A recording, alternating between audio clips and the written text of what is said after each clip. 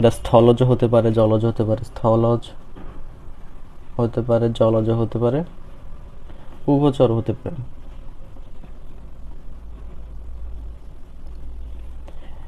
এরা যেহেতু প্রাণী, এদের কোষে কোনো প্লাস্টিক থাকবে না, প্লাস্টিক থাকবে না, কোনো কোষ প্রাচীর থাকবে না।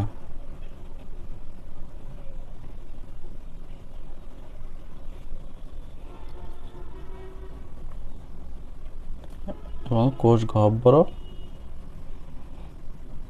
থাকবে না, থাকলেও ছোট, থাকলেও ক্ষুদ্র।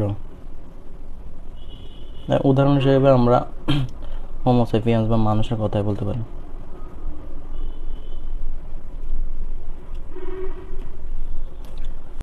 এরপরে প্লান্টিং।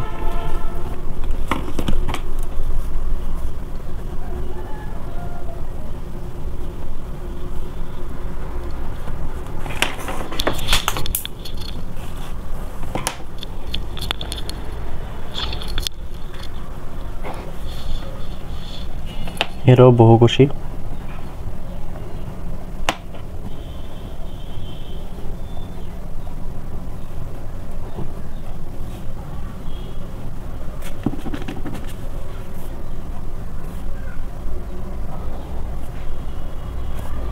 এরা কিন্তু স্বভোজী।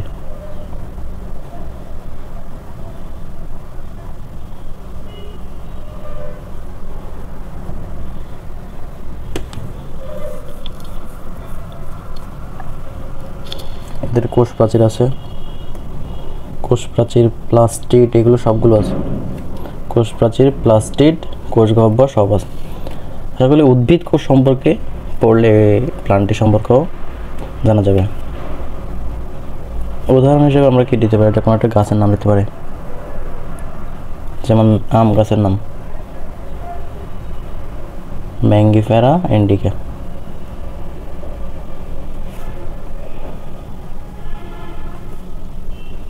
বিভিন্ন ভার্সিটির অ্যাডমিশনের জন্য তোমাদের এই সায়েন্টিফিক নেমগুলো অনেক ইম্পর্টেন্ট। So প্ল্যানটিও complete.